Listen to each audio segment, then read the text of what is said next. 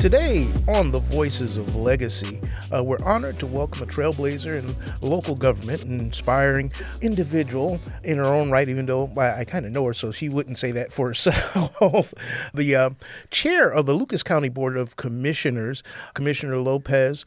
She's an attorney, graduate of the University of Toledo College of Law, and a leader whose story reflects perseverance, community commitment, and service with some historical milestones that we'll probably talk about today here on the Voices of Legacy. We are truly honored to have none other than a local legend in her own right, Miss Anita Lopez. Good morning. How are you? Good morning. I'm doing well. Thank you. Oh, thank you so much for being here. We surely appreciate you taking time out of your busy schedule to talk to us, well, about you.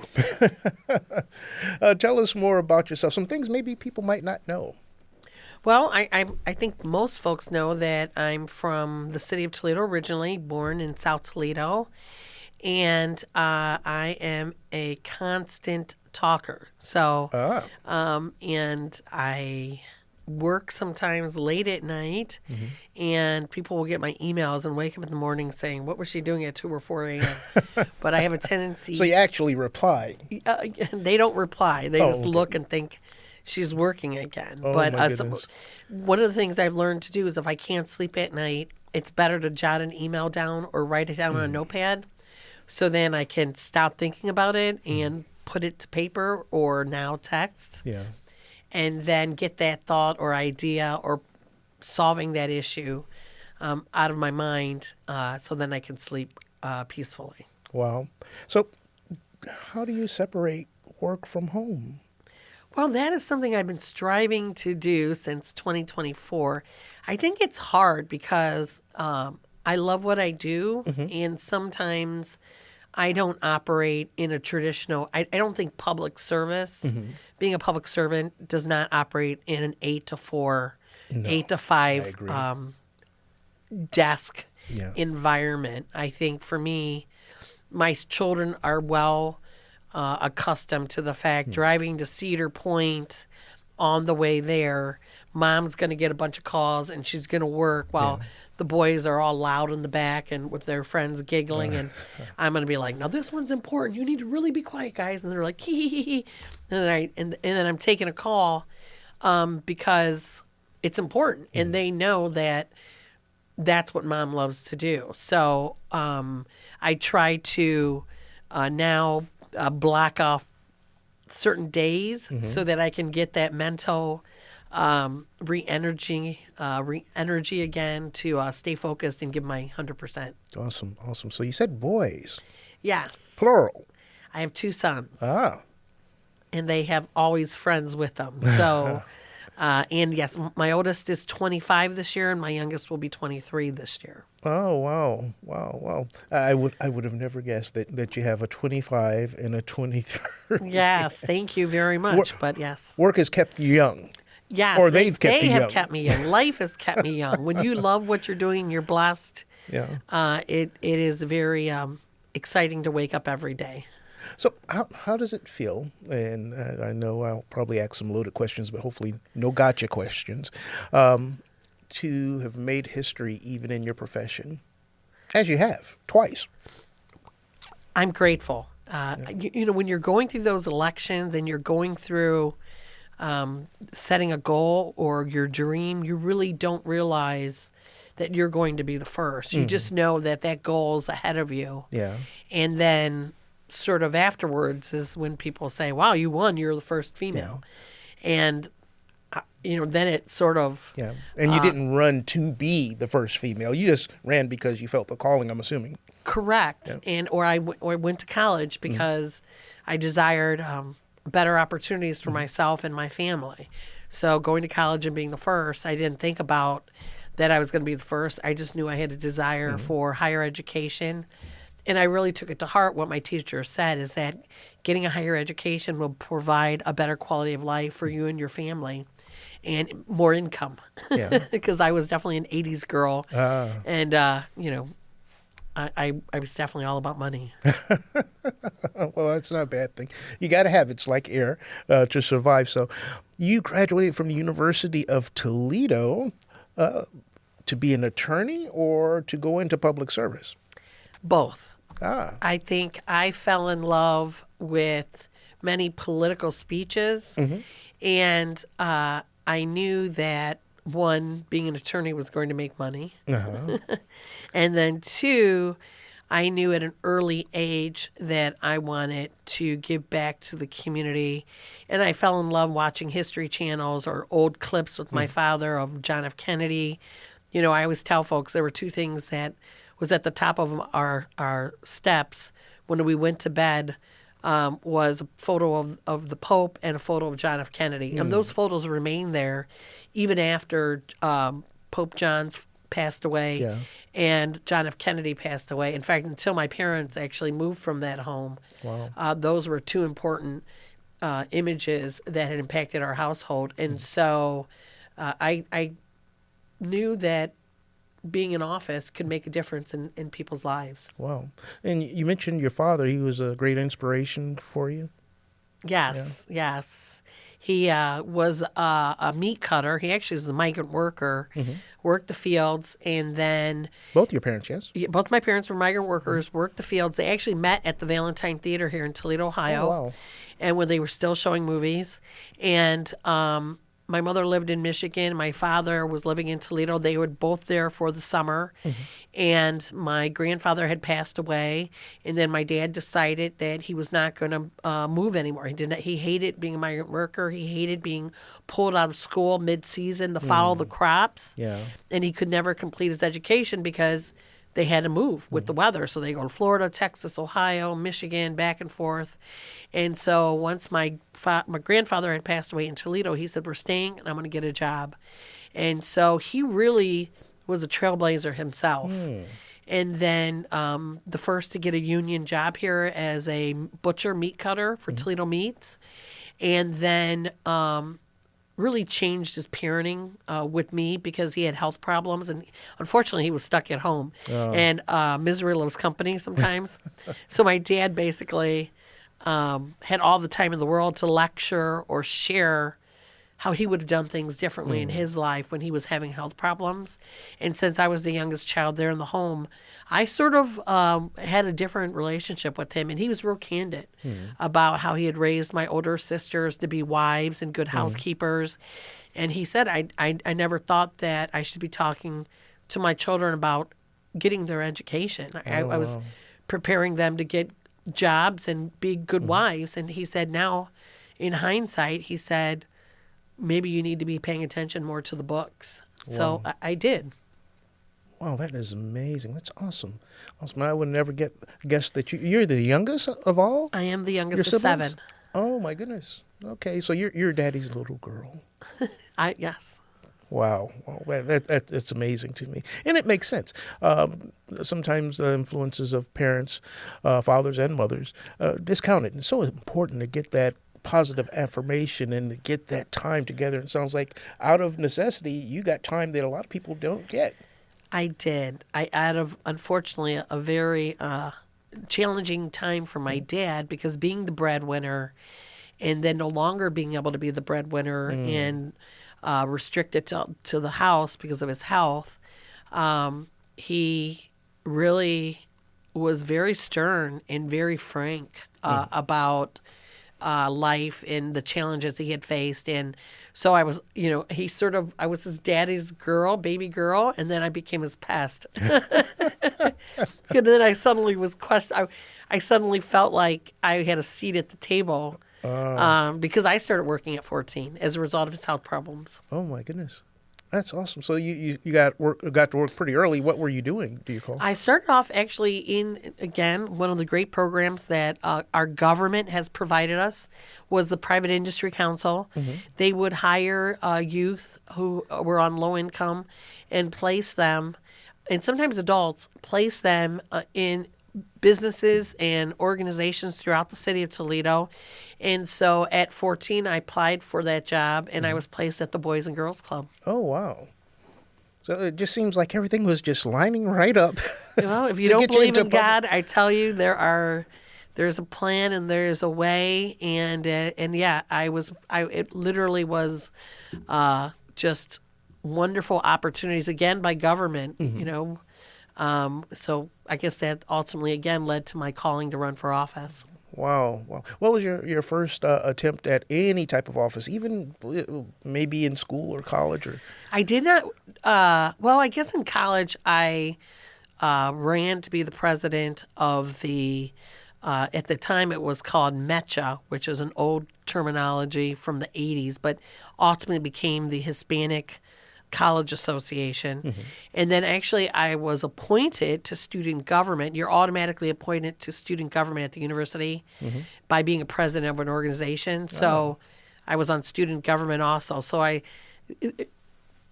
there's politics everywhere, and university politics also exists. Oh, yes. And in the church as well. Yes. Wow, that's amazing. So as you progressed in life through your occupation, your first job was? Boys and Girls Club. I was actually... So that was the first job, period. Payroll clerk. Not payroll, but it used to be a turnstile where you could actually go in, but then they still called it the turnstile clerk, even though the turnstile disappeared. Over on Detroit?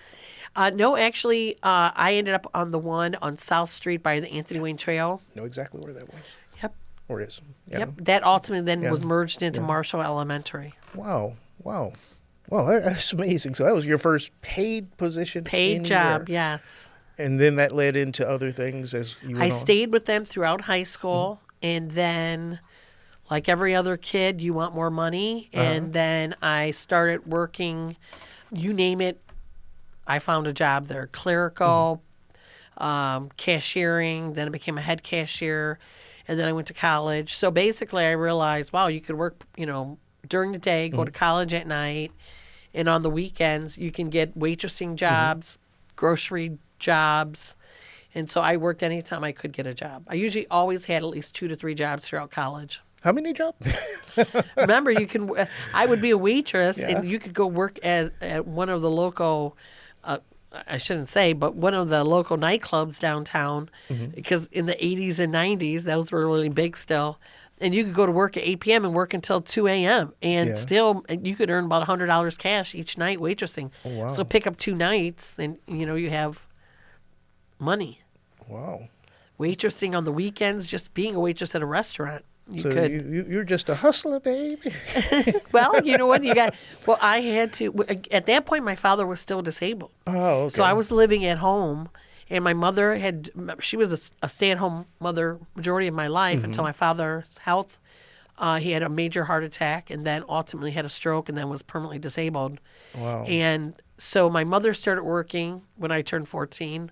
My sister started working, and myself, and the 3 of us. One of the things my dad asked us was not to lose the home. So he said, you got to make that so you guys just house payment. Yep, you have to make that house made payment. It happen. That's amazing. That's good. So you felt the weight and responsibility of the household even at a young age. I learned the weight of being a homeowner and a parent at an early age. Wow. That's really makes sense for what I know of you, and I think a lot of people that may know you, man, that does add up. It really does, because it's made you into who you are now in public service. Doesn't seem like you know the definition of quit or give up. I don't think you get a choice sometimes in life. Yeah. And I think because my father was so vocal, because he couldn't leave the house, so he had a lot of opinions to share.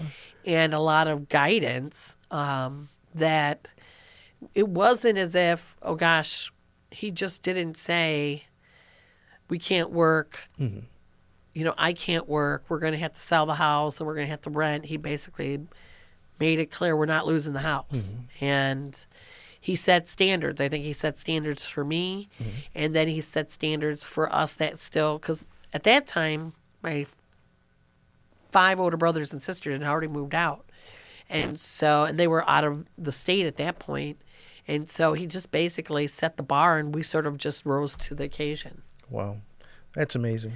It's a good testimony to, the unity of family and the purpose of supporting family, and even in the community at large, in ministry in particular, which I know food ministry is a thing that you're greatly involved in as well to this day. when you have that communal connection, it kind of surpasses all the differences, even in your family, but definitely outside of the family, to get to that common goal of caring for one another. And that's an amazing thing to have ingrained in you from a young age. And I think the community, again, what you said, the community, and, it was our first time getting on public assistance. Mm-hmm. And that was really hard for my family Yeah. because my mother, God bless her, she's still alive today. Don't be upset with me, Mom.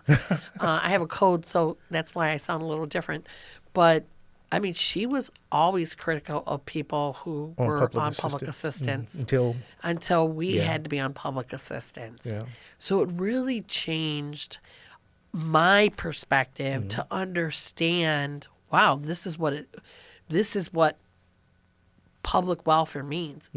And that I can still remember going with my mother, because my mother and father did not write very well. So I was always perceived as the youngest one in the house. And I was sort of perceived as someone who was really good at writing and reading. And so, because there was no one else left. And so my mom would make me come with her to fill out the applications and complete everything. And I can still remember the caseworker, and I wish I had known her name and I could remember that. But she said, your husband worked his entire life. Like, you've paid into the system. That's exactly right. Don't, this is what it's for. It's supposed to help you during these times. And you could see the relief, like the shame go away from my mother's face. But what they didn't understand was they were teaching a young child of the importance of government, the importance of having that community assistance. Yeah. And someday, in my lifetime, I was fortunate to say that when I'm making government decisions, I understand there's a young child out there who may not understand what's happening in their lives or how it happened, but how we act and treat them is going to make a difference in their lives, from a really bad day to a really good day. Oh, yes.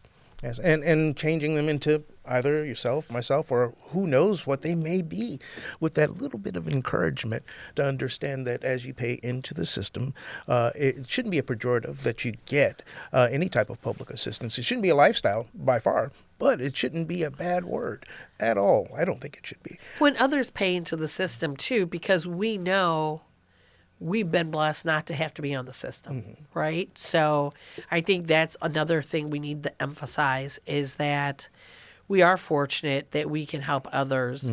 And we are fortunate because we have a good income and we've been able to get employed and advance. And so setting aside a little bit, I know people, believe me, I'm very critical of property taxation many times. But at the same time, I also realize that we are the best country in the world, and that is why we have those resources set aside to help individuals who have not been as fortunate as us. And that distinguishes us from almost every country in the United States. And I mean, not in the world, every in the world, how sophisticated and how prepared we are, even with our Social Security benefits and our seniors. So that's something I think we need to be proud of. Absolutely, I do agree. You've broken barriers, both as the first woman elected auditor in Lucas County, if that's correct, and the first Latina county commissioner. What does those two milestones mean personally and communally to you? Well, I survived the election. I tell folks all the time. Was it hard a little bit? Oh, yes. Well, I always create havoc for myself. So, I always go back, not to blame my dad, God bless him. He's passed away in 2020, but he was really stern and outspoken. And so sometimes I sit there and I say, sometimes I can be super nice, and then suddenly I figure out, like, things aren't going well. And then my stern, tough dad comes out in not the most professional way. And so I tell folks, I'm like, oh, I'm totally Lee Lopez, like my dad. But you knew when you were doing things really, really great. But then when you were really off, my dad made it very clear, like, no, that is not going to happen, with this stern, loud voice. And, but you know what? I think I was more focused on the goal of becoming the auditor, because I felt that the auditor wasn't doing his job. We were getting I was his sister office, the recorder at the time. And we'd get so many calls, and they became comfortable with transferring calls to my office, Oh, boy. the recorder's office, because we took the time to answer people's questions, even if it was not a county question, but it was a city of Toledo question. And I would tell my staff, write the question down. If you don't know the answer, what is the trash number? I've got a dog roaming in the streets. Even if it was a random call and it didn't belong to our office. Take the time, write the information down, and then follow up with that citizen if you have the downtime. Because they don't want to go jumping through hoops. Get the right phone number, get a contact that you can say, Sarah's on the other line. She's going to take the call for you. And I thought, wow, if they handle citizens this way, I wonder how they're handling everything else. And it was not really glamorous. People were like, no, you're not going to run a campaign on saying they really treat citizens bad. You need to like talk about other things. And so I again, it wasn't really necessarily about being the first. It was about how can I provide quality to the people we serve, the people who pay for our jobs, and who really look to government for guidance and help. And you should be able to count on us to do that. Yeah. And then again, running for commissioner, you know, I tell folks one of the moments that really impacted me was when Adelante, which was a social service entity that was actually created by Jack Ford under Sassy, and he was the director at that time in the early 90s. Adelante closed because of mishandling of the agency's funds by the director. And when we appealed to the mental health board, we had Baltimore Velasquez, we had multiple community and board members saying, actually board members of other agencies saying, look, let us try to fix this. Give us some money to get let's not shut down the organization. Let us hold this person accountable. Let's get a new board in. Let's really create some checks and balances. But the clients, unbeknownst to them, the board at the time shut the doors down, did not even give notice. We had children being dropped off after school thinking they were going to an after-school program, and there was no one there. Wow. And so we were begging mental health board that I would say many individuals in South Toledo who were predominantly Hispanic saying, give us some funds to bridge this. We'll do what we have to do. I was the auditor at the time. I was begging them. And they were like, nope, we're not going to do it. Like, you guys should have all been involved beforehand. And so that closed, and I thought, wow, auditor does not have any juice. Like, it does not matter. And I realized what really bothered me was how could an entity like this that was funded with taxpayers' dollars get this far down the road with no one having any checks and balances with taxpayers' dollars. How many other agents, and what I found out was we were the only foolish ones who actually came back and asked for a second chance. When this traditionally happened with nonprofits, they just never came back and asked for money. Once the money had been mishandled or the agency financially was unstable and it could be proven, then they just closed down. They just went away. They never tried to go to the mental health board or any of the other funders, the state funders, and say, give us a second chance. We really want to keep this entity open. The community didn't rally behind them. And nobody really knows, you know, what happened to those dollars or should criminal charges have been brought up. Oh, so they just let it go. And that's what I learned from the mental health board. Oh, my goodness. And they just basically were, you guys are the only ones who've ever tried to come back and say, yeah, this really bad thing happened, but you want to try to still salvage this organization. And then I said, you know what? Time to move to another position. To move to a new job where I can have greater influence. Because what, again, really bothered me was the fact that children and families that counted on that agency had nobody looking out for them, unfortunately, from the board, from a fiscal standpoint, and the government entity that gave those dollars were not monitoring those dollars. And that really alerted me. And once I realized that the commissioners appointed board members and has huge impact in funding, job and family services, general fund dollars, hiring, greater influence. I said, unbeknownst to my family, I'm going to take a pay cut and run for commissioner. What did they say? They were like, oh, she's doing it again. Oh, boy. Yes. More attention. So it wasn't about being the first. It was about a cause. It Yes. was about a mission again. And one of the things that I'm very passionate about now is putting in internal controls, monitoring, and questioning where our dollars are going and how are we holding people accountable. Because it's the child, that child like I was, who needed those resources, who needed the after school Yeah. programs, that even though I was an employee, but who needed to know those certain agencies were going to be there for my mom and dad when we were going through tough times. So if you're going in with that mentality, everybody can't be happy that you're coming in to shake the tree. Somebody's going to follow out. They're adjusting. Yeah. People are adjusting. Yeah. I think it's a different perspective because I think so many folks are worried about, if I shake this tree, will this now create challenges for my next reelection? And I think one of the best things that happened to me in life was seeing my father fall health-wise, and knowing that he lost his income and we had to start over again, was knowing that you can hit rock bottom and you can always go up. There's going to be finally, you're going to reach the bottom. And there's only one way to go then at that point, is up. Yeah. So once you've gone through that and you as a whole, and you have family that have literally dig yourself out of poverty, you've had to, focus on the very basics to get ahead. You're like, I've been there. What's the worst that can happen to me? I'm poor again. I know how to get out of that. Yeah. I know how to get my Been there, education. done that. I know how to work 3 or 4 jobs if I have to.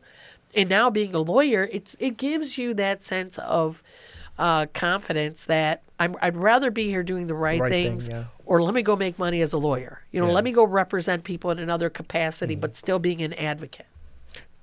So the biggest challenges in the transition from the auditor's office to the county commission has been what? Everyone calls you commissioner. I don't even know my first name anymore. I mean, it is completely Commish. It is definitely a higher level of what do I want to say? Authority, and people immediately change your name and call you by your title, and you have an influence. You have the ability. You have a weekly meeting where if you want to speak about something publicly on the Diaz, is that how you pronounce this? Then you have that opportunity to do so. You also have the opportunity. Auditor has a press conference. It's going to be about property taxation. Yeah. It's going to be about property values, dog licensing. When the commissioner holds a press conference, it can be anything that's happening in our country. It could be ICE. It could be TPS closing or laying off, 30 employees. It could be call to the attention of homelessness, call the attention of any matter of public concern, because we touch in all those areas, economic development, job and family services, which is ironic. The organization that helped our family, I am now over public welfare as a commissioner, workforce development, employees. Again, that's why running for commissioner was so important, because you could talk about the problems or you can try to be in charge of organizations. Employment is so key, and employment for youth is so key, because once you get that taste of money, wow, I can earn money, and I'm earning this money at 14, and I don't have to hustle on the streets. I don't have to be some drug dealer's girlfriend. Look over your shoulder. Right. I don't have to count on a man for income as a young Hispanic woman in the Old South End. Or I don't, as my father said, I want you to be able to provide for yourself So he used to say, so you don't end up with the Mexican like me. Because he was strict. He was old school. He Yeah. was controlling. Very traditional. Oh, my goodness. Machismo. And he would say, well, yeah. I mean, like, he goes, I didn't know any better. That's how my father was. And he goes, and he goes, so I would be like, why are you this way? Why are you that way? And he was like, oh, gosh, this education is coming with a headache for me, too, because I started questioning our roles. But anyway, going back to that is that, yes, Commissioner has changed, and I'm so grateful for the opportunity to serve. There's a distinct difference, and I'm saying this for the reference of those that are listening, between County Commission and City Council. They are not even close to being the same, are they? Correct. City Council is a body of legislators, but the mayor we have a strong mayor. It's very rare you see City Council block a vote of the mayor. Strong mayor has executive authority, basically almost like a mini president of the city, and he pretty much rules the city. County commissioners, there's 3 of us, and we are we are over the city, but we are also all the way to Jerusalem Township, which is just outside Oregon, all the way to White House, Ohio, Bono, Ohio, just past Jerusalem, and then also Richfield Township. So, our population is over 400,000, 425,000 roughly. So you're kind of like the sheriff's office. You cover everything. Correct. The sheriff is an independent elected official, but we're over his budget. Ah. So we're over the money. Ah. So elected officials come to us and present their wants, and then we try to tell them their needs. So the next time you come here, because we're almost out of time, we can talk about that wonderful jailhouse. Yes, I'd love to talk about wants versus needs. Yes, there you go. Well, we appreciate you coming in today and sharing all that information. And we barely scratched the surface, but I think we got a good idea of where you came from. And for me personally, because I had gotten an opportunity some years ago to interact with you when you were in the auditor's office, of which I think wasn't Wade the auditor at one time? Treasurer. I always get that confused. Yep. So a lot of things are adding up, how useful and helpful you were in that capacity. And I can never thank you enough for helping our church. And I hope to look forward to even greater things for you in the future. You're relatively young, so I expect you'll probably be in office for some time.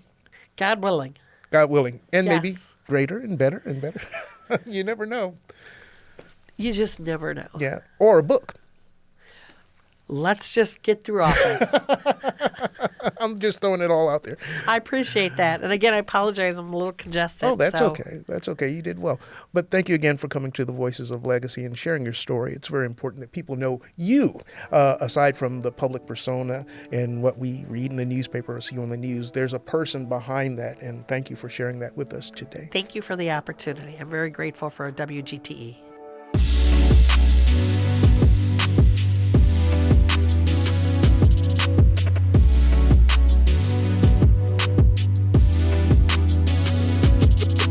Thank you for listening to the Voices of Legacy.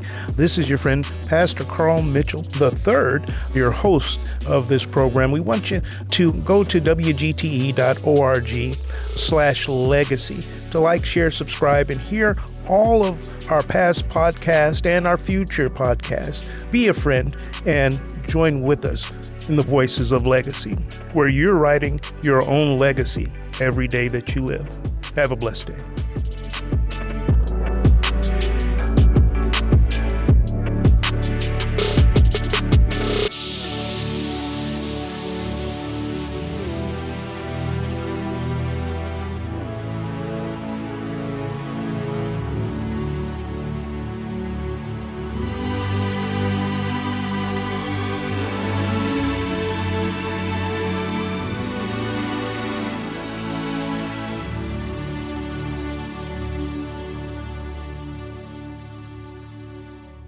WGTE. Voices around us.